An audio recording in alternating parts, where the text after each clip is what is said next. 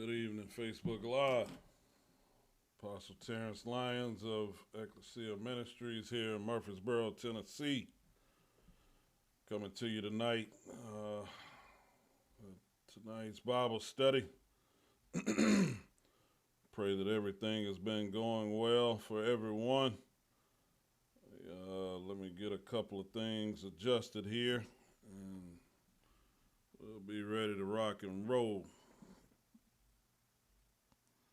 So I know everybody has had your level of challenge this week. It's quite all right. That's part of the process. So we just have to go with the flow. And once we get the flow set, again, it's time to rock and roll. So get us going here.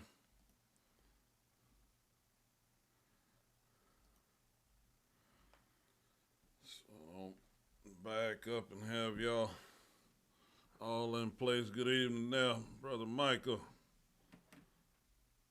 Get everything rolling here. Good evening there, Brother Clarence and Miss Linda. We are evidently in for a major barn burner tonight. Today has been chaotic. Good evening there, Prophetess Avro. Good evening there, Apostle Laura. Good evening, Sister BB, Prophetess Tanisha, Overseer Melissa, Prophet Monica. Yeah, it's going to be a barn burner tonight. Because once we get it where we need to get it, yeah. Let me do one more thing.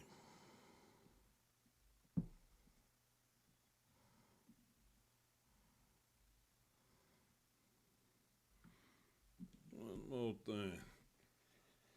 All right. So, hope y'all saw the question tonight because,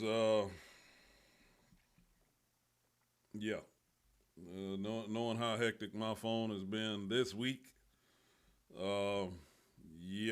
it's definitely, it's showtime. It's showtime for a reason. I'm going to show y'all that. And I know you've had everything. Good evening there, sis. I know you've had different things to kind of come at you, but I want you to just know it's okay. It was not just you, I promise. When I show you a couple of things tonight, it's going to make a whole lot more sense. Good evening there, Miss Naquita. It's going to make a whole lot more sense. And, you know, at that point, y'all might shout. You might run. You might run through your own house. You know, if you're out in public, don't act too crazy. but, but just understand that it's not just you, okay? As you went through this week, you know, and as I was getting you guys prepared, I wanted you to understand about the culture of leadership last week, and begin to know that process. The reason that I wanted you to know that process is because going into this week, I knew we would be looking at some self-evaluation stuff. What I don't want you to ever be doing is self-evaluating when you need to be evaluating whether or not you should be following who you've been following. That's relationship, that's church, that's country, I'm trying to be nice. I'm really trying to be nice.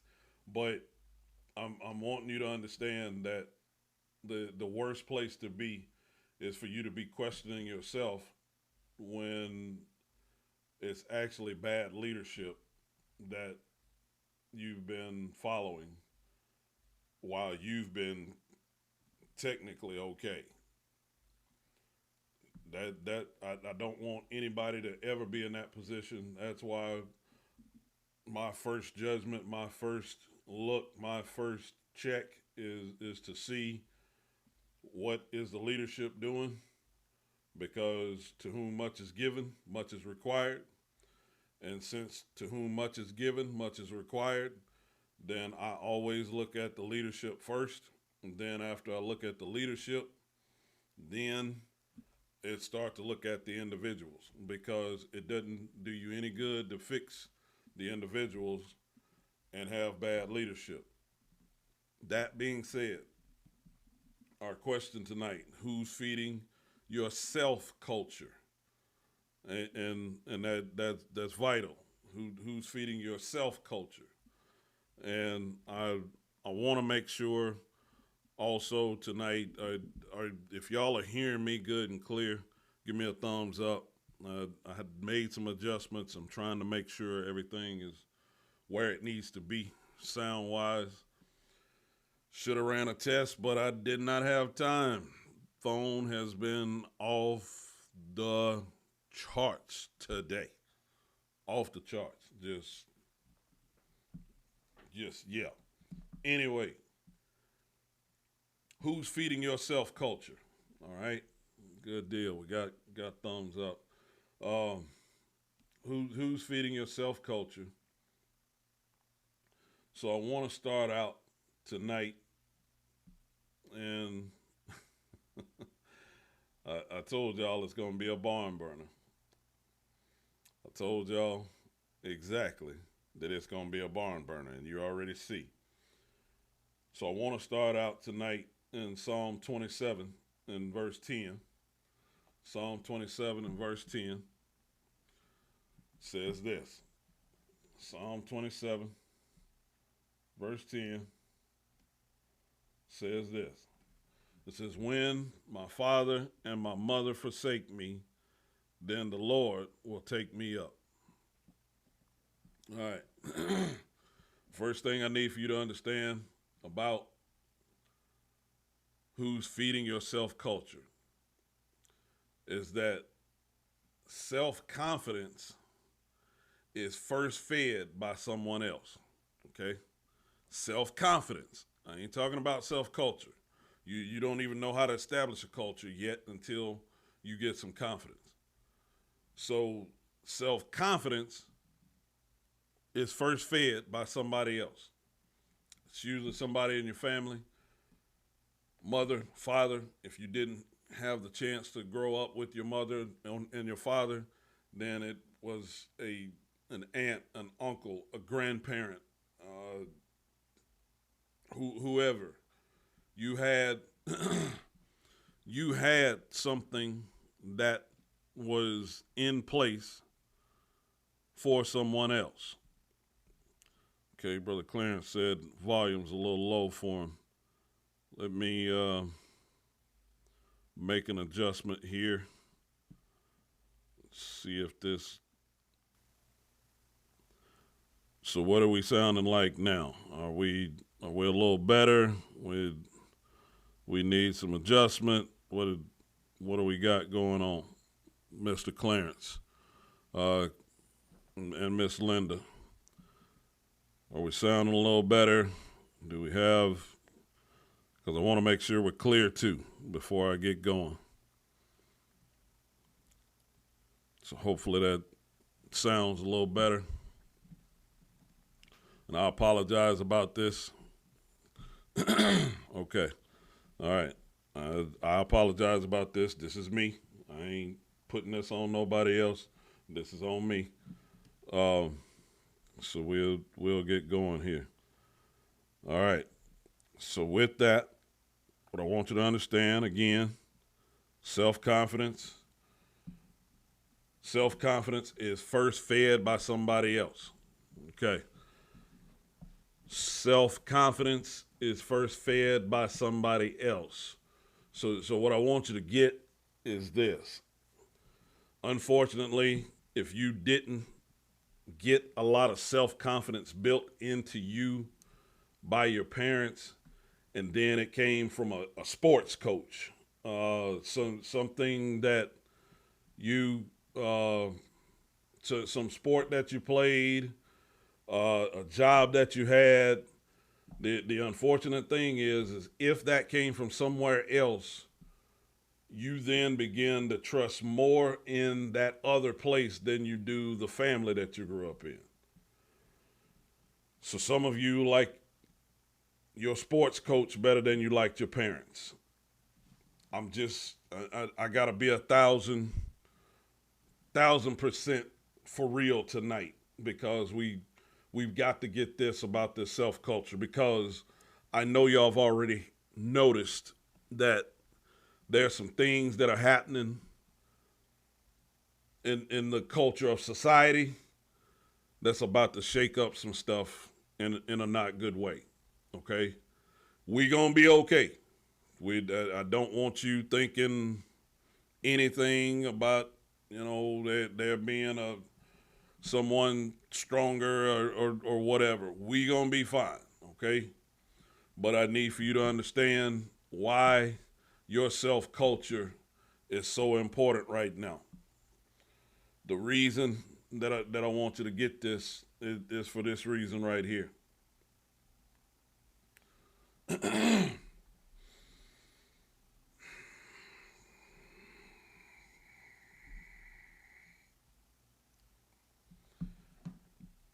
At some point, even if your parents were your place of peace,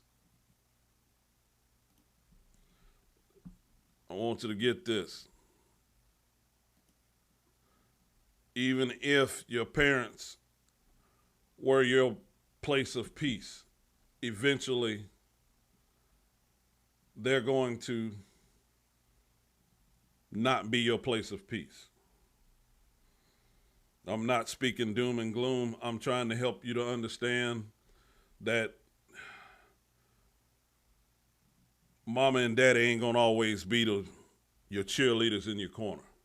Okay? Again, I'm having to deal with some stuff tonight so that y'all will have a better understanding, and I gotta touch on these things even though I hadn't really planned on it. So with mom recently passing away last year, with dad, now being gone since 1990, there's a different way that things have to function, okay? And the reason that they have to function differently is because I can't rely on them now. Now that probably sounds mean, that probably sounds cold, that probably sounds harsh, but I can't rely on them now. Okay? And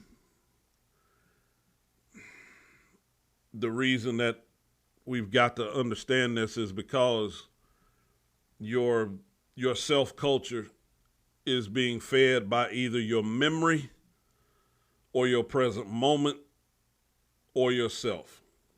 Memory, present moment, or yourself. Memory, present moment, or yourself. The reason that's so important is because some of y'all are dealing with some present moments that are shaky, okay? And you're using that to feed your self culture. You're using that to have validation. We got to stop that tonight. That's got to cease tonight, okay? Everybody type that for me. Cease tonight. Because if that don't cease tonight, your self-culture is going to be shaken for a long time. David is laying something out in Psalm 27 when he says, when my father and my mother forsake me, then the Lord will lift me up. He doesn't say if, he says when. So what that means is at some point, father and mother are not going to tangibly be in the picture. So since they're not going to tangibly be in the picture, if that's where you got your self-confidence from, I ain't talking about your self-culture yet, but if that's where you got your self-confidence from, your self-culture is going to struggle bad. I mean bad. The Mother's Day is coming up this weekend. That's a day that the world recognizes coming up on this Sunday. Again, I'm not against Mother's Day. I'm not against mom granting you some rah-rah moments. I'm not against mom granting you some encouragement. I'm not against any of that, okay? But what I want you to understand is I don't want you to get to a place to where mama's rah-rah moments are your fuel, because your fuel is going to run out if that's where you've been getting your fuel from. If daddy's been your encouragement, that's going to run out at some point. And again, I mentioned the passing of my parents on purpose, because I don't have either of my parents here now. My sister, my biological sister, Veronica, we don't have our biological parents physically here anymore. We all right. It's not I'm not saying this to you to give you get a sympathy part or anything. That's not what I'm doing. I'm just wanting you to understand that if I'm looking for them to encourage me now, it becomes a whole lot harder, okay? And I hope that makes sense to everybody, because I'm not being insensitive. If your parents are not here, some of you, if your mother's not here, and to some people, holidays are bad for them. I'm not saying you're wrong for grieving. I'm not saying it's wrong for it to be bad for you. That's not what I'm saying. I'm trying to help you tonight to reestablish your self-culture. And I'm going to clarify it here in just a minute. But my first point that I wanted you to understand is self-confidence is first fed by somebody else. So now I want you to go to Galatians chapter 4, verses 1 through 7, which is one of the scriptures that I had you to look up. Galatians chapter 4, verses 1 through 7, where it says this. Galatians chapter 4, verses 1 through 7, says this. It says, "Now I say that the heir, as long as he is a child, differeth nothing from a servant, though he be Lord of all." So this is one of the things I need for you to understand. Royalty has to be trained too. So you can be royal, you can be set to be king, set to be queen, already got a high position just because of the family that you were born into, but you still gonna have to develop and train. So when we're born into the kingdom of God, we're royalty, but we still got to be developed and trained. So that's why you got to understand this deal about self-culture. Because watch verse 2. It says, "But is under tutors and governors until the time appointed of the Father. Even so, we, when we were children, were in bondage under the elements of the world." Under the elements of the world. So I want you to understand, you have to encounter and you have to be in subjection to the elements of the world. It's part of the process. So knowing that that's part of the process, you have to know how to take the accountability of what you're responsible for when it comes to your self-culture. You want your boss to treat you better. You want your company to treat you better. You want your church pastor to treat you better. And they should be treating you good. All of these places should be treating you good. But I want you to understand this. You're wanting other places to treat you better, but you ain't setting your own self-culture good for yourself. I love you. But you have not allowed your self-confidence, watch this, to catch up with your status. You have not allowed your self-confidence to catch up with your status of who you are and whose you are. So now it's time to catch up. So somebody type that in. Say catch up. It's time to catch up. Because, watch this, it goes on in verse 3, and it says, even so, we, when we were children, were in bondage under the elements of the world, but when the fullness of the time was come, God sent forth his Son, made of a woman, made under the law, to redeem them that were under the law, that we might receive the adoption of sons. And because ye are sons, God hath sent forth the Spirit of his Son into your hearts, crying, Abba, Father. Now watch verse 7. Wherefore thou art no more a servant. See, you ain't a servant no more. It's time to catch up. No more a servant, but a son. And if a son, then an heir of God through Christ. So see, you got to catch up. You got some catching up to do. I'm not beating up on you. I'm just wanting you to become aware of where you should be. Because watch this. This is the key right here.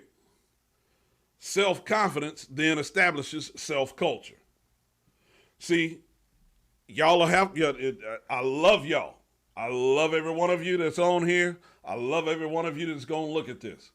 But it's time for y'all to pay close attention to what you are saying about yourself.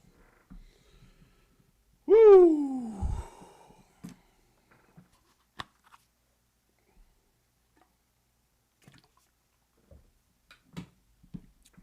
It's time for you to pay close attention to what you are saying about yourself.